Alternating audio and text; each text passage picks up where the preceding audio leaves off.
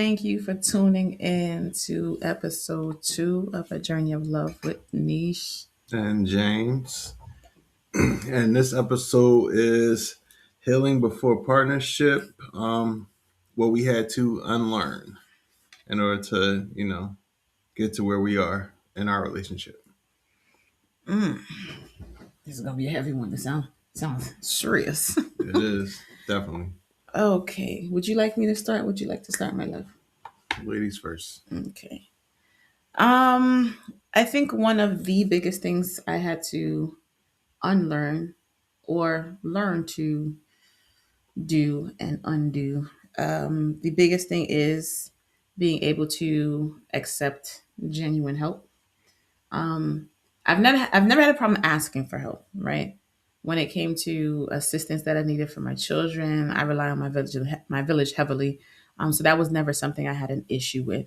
But when it came to assistance for self, I'm just like, I'll figure it out. That was my response to everything. I had to understand that being independent did not mean being in a space of self sufficiency to the point where you wouldn't let anyone in to assist. Being self sufficient and independent, I think they walk hand in hand with knowing when you need help, knowing when to be able to ask for help. So I think that's one of the biggest things I've had to learn and to unlearn is I don't have to figure it all out by myself. I don't have to have all the answers. I don't have to control or try to fix it. And it's okay for someone to step in and say, "Babe, I got you." Like, how can we put our heads together to get to a resolution? Sometimes the resolution is there is no resolution, and you have to be okay with that as well. So that is something I definitely had to unlearn and learned. Being able to ask for help, but at the same time, not being able to just lean on myself. Um, Another thing I had to learn is that it's okay to choose yourself, right? Your value and your worth do not lie in, you know, bank dollars or other people, basically saying that you have value and not looking for them to say you have value is giving yourself that worth and saying, I'm worth having more than the bare minimum. Um, so when you get into that space, if you don't expect it from self, then you shouldn't expect it from someone else. Like we value each other so much that we're constantly reassuring each other, reaffirming each other, and being there and supporting each other. So we understand that being in a space that is where you're no longer alone, like we're not living that single life. It's just like I want you to know how much you mean to me. I want you to know that you're important to me. I want you to understand that. And it's not just with words, it's through coverage of prayer, it's through action, it's through showing up in ways outside of just like, things that are like top and surface level, really. So I think those are two of the biggest things I had to learn and unlearn to be able to be fully present in this version of us. Because there was a version of us at one point that we were not in those spaces and we had to learn those lessons, right? Because constantly being able to have other people tell you your worth or your value, it kind of puts you in a position to no longer have safe boundaries. You let anybody do whatever, you let them say whatever, and you accept the bare minimum and say, oh, it's okay. And you make excuses for that type of behavior. So I think that because we understand, well, I'll speak for myself and James will talk for himself, is that understanding that I deserved more than just the bare minimum is what I came to. And to understand that that's what I need to feel, appreciated as a woman and to feel, cared for and to feel safe and to feel respected. I couldn't come with just saying I need the bare minimum. I mean, I'll accept the bare minimum of myself. I also understood that I had to give that in return. So I can't request of him something that was not, willing to give. So I think we both show up 100% and understand at times that he may have 80 and I have to bring 120 to cover. And there'll be days that I have 20 and he has to bring 180 to cover for me. So we're constantly at a space where bare minimum is not acceptable. It's not acceptable because we expect the best from each other and we deserve the most from ourselves and from each other. So I think those are like some of the starting points of the stuff I had to learn. I learned a lot of stuff, but just so I'm not rambling. What's some of the stuff that you think you had to heal from or unlearn? Um, I definitely had to unlearn the whole thing of trying to love somebody into loving you. Um, because if somebody really cares about you and really loves you and really wants you in their life and in their space, you're not going to have to force it. Like it should come organically. That's the thing with us. Our love has always come organically. Everything that we have is organic. There was nothing like forced.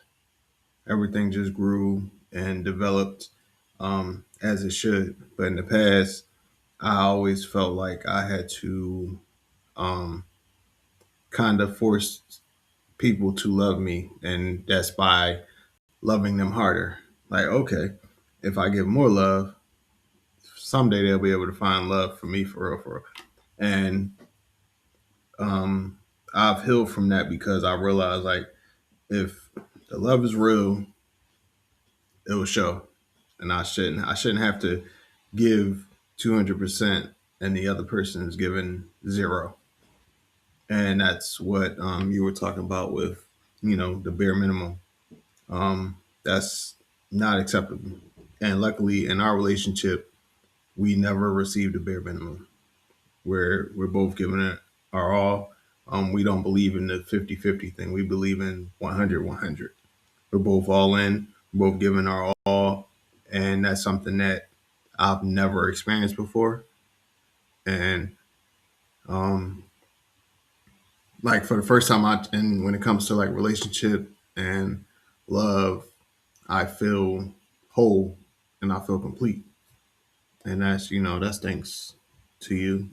And let me think something else that I had to unlearn. Um, Definitely, I dealt with trust issues in the past, and I had to learn that everybody's not the same. So you can't enter into a new relationship or a new situation and treat that person as if they're the one that hurt you or they're the one that betrayed you or cheated on you or whatever.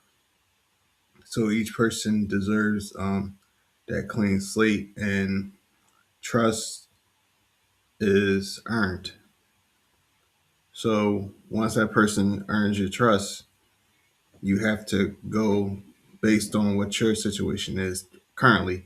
You can't keep going back into your past and everything like that. And luckily, um, I was blessed to, go through the therapy journey and heal, um, you know, from a lot of things that I was carrying, a lot of trauma.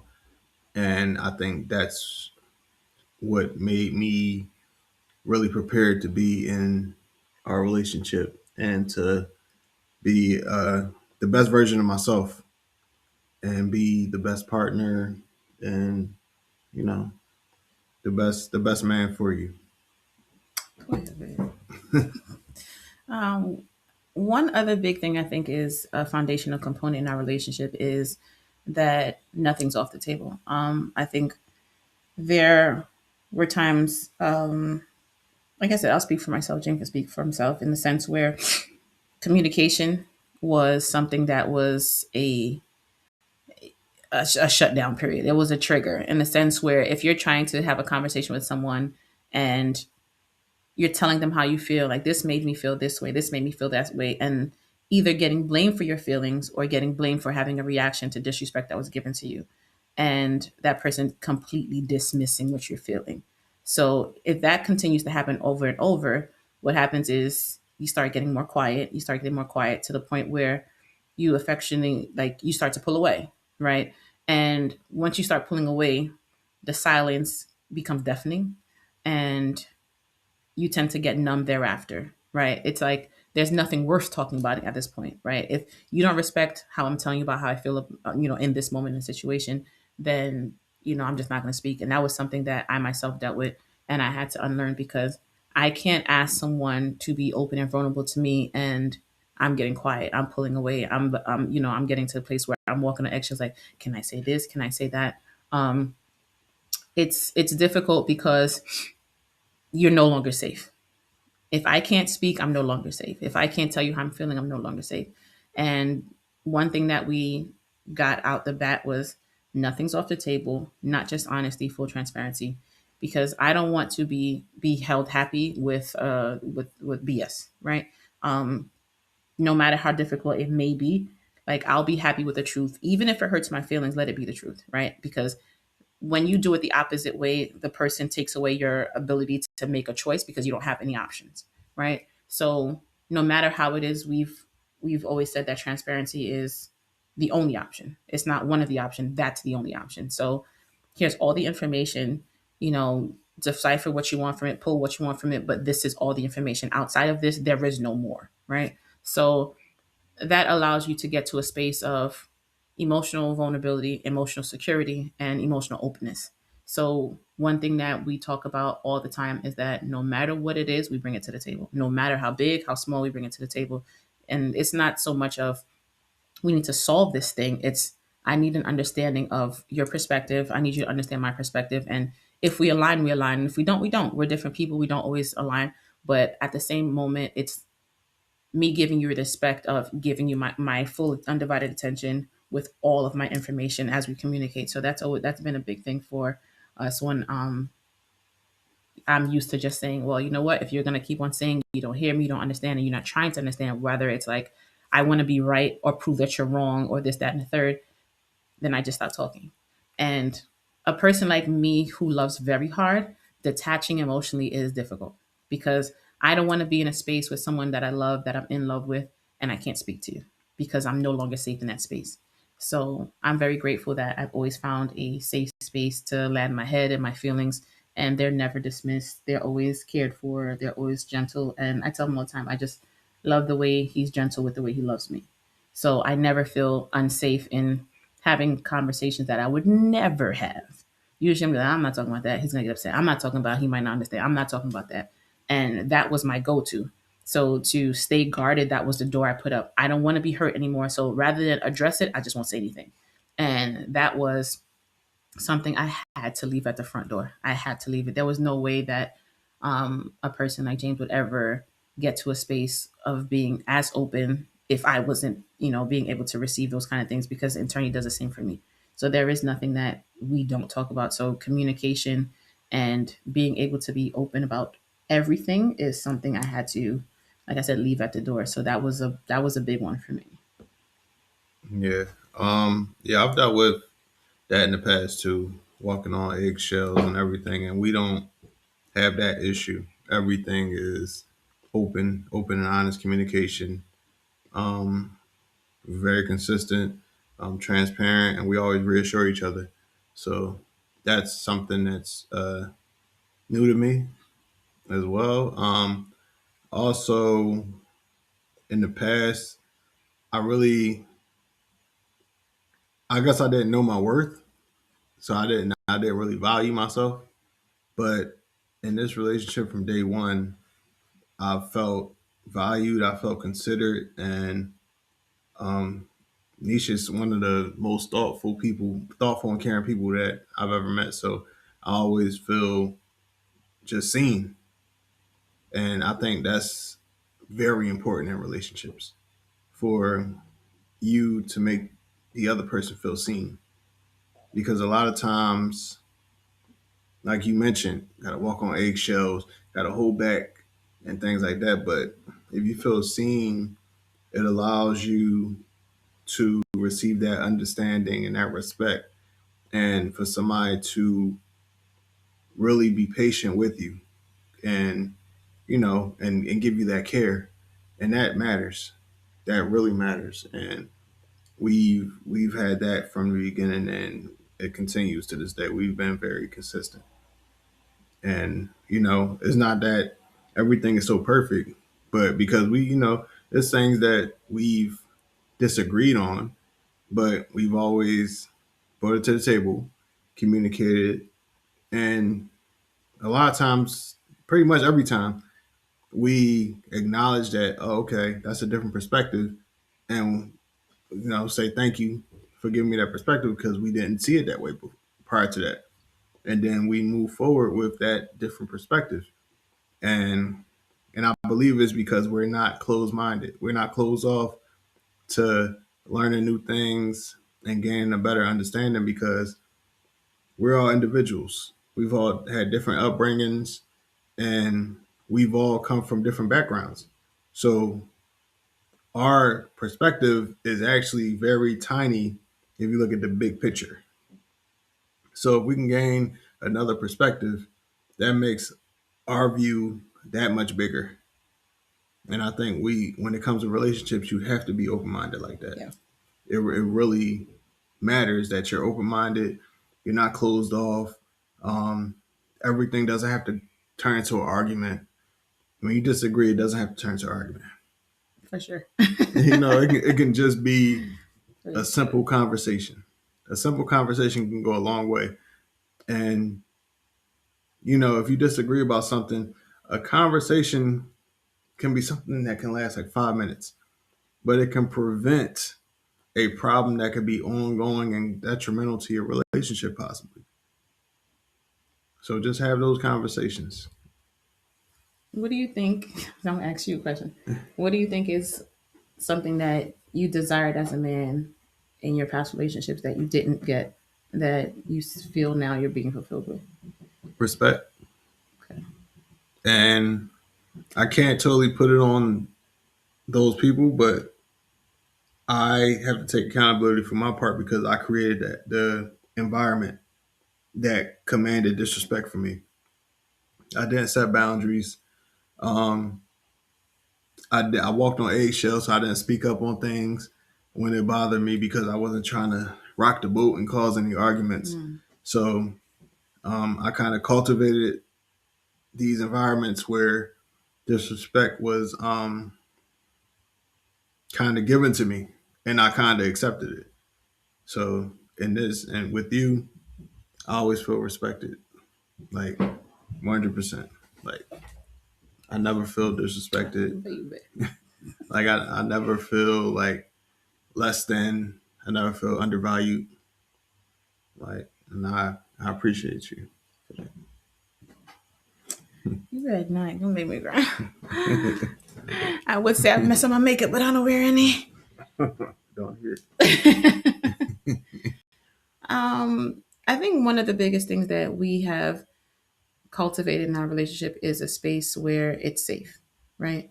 It's faithfully safe, it's spiritually safe, it's physically safe, it's communicationally like it's safe.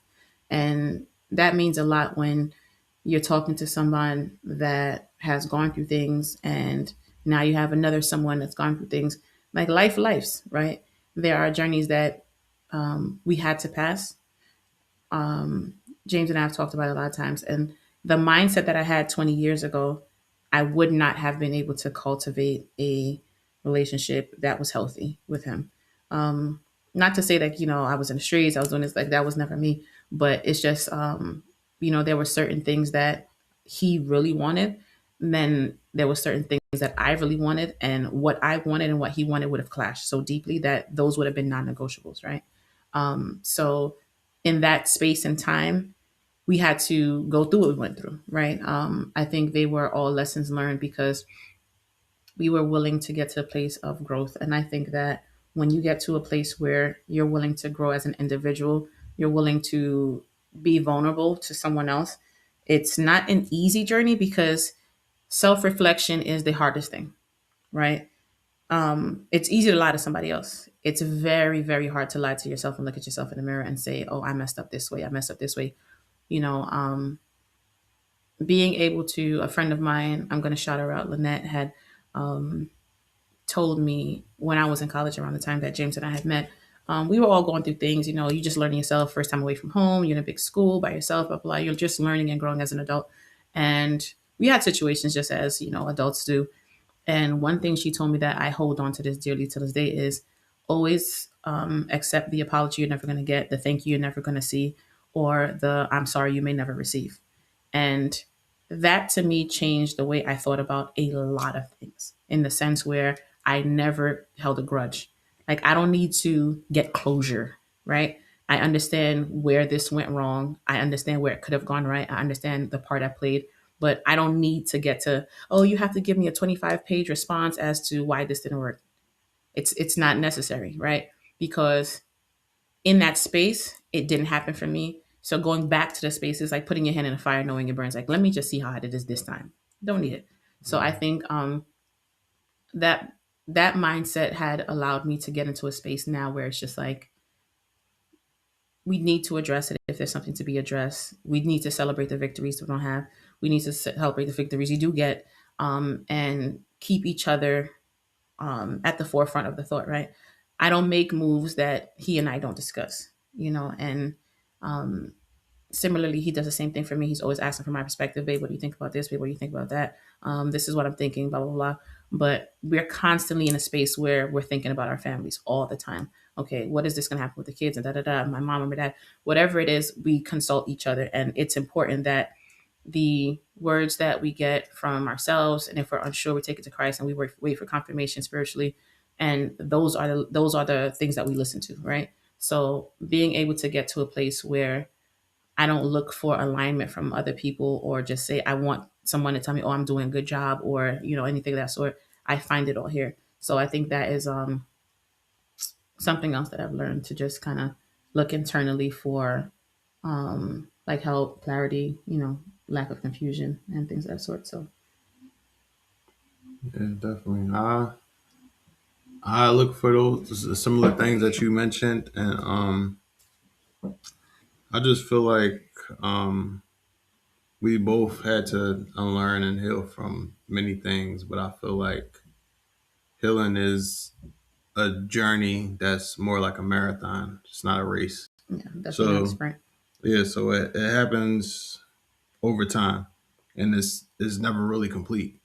But I feel like the portion that I feel like I went through prior to this relationship, I feel like I've accelerated that healing by being in this relationship.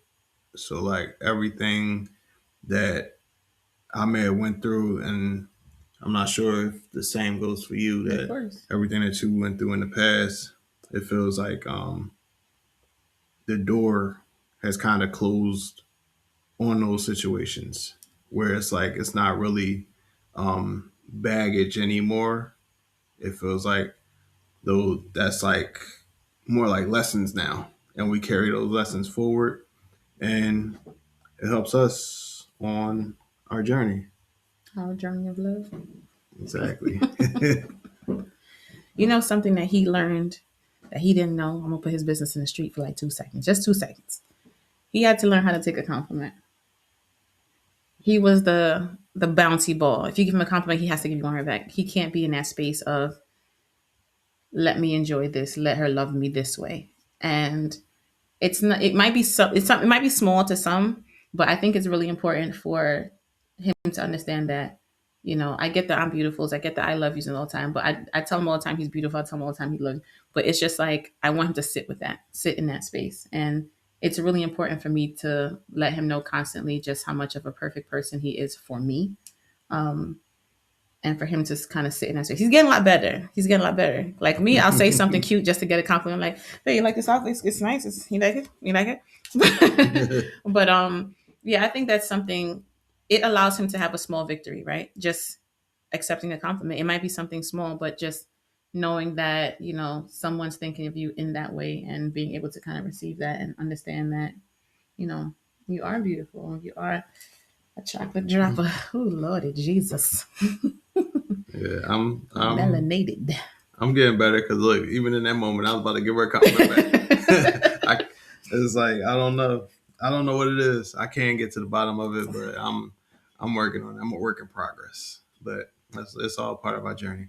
So yeah, You want to close them out because they all in our business. We too, yeah. and they in our business. So we hope that this episode was informative, and we thank you for all the support that we're receiving, and thank you for joining us for episode 2 of A Journey of Love. We love y'all. See you next time.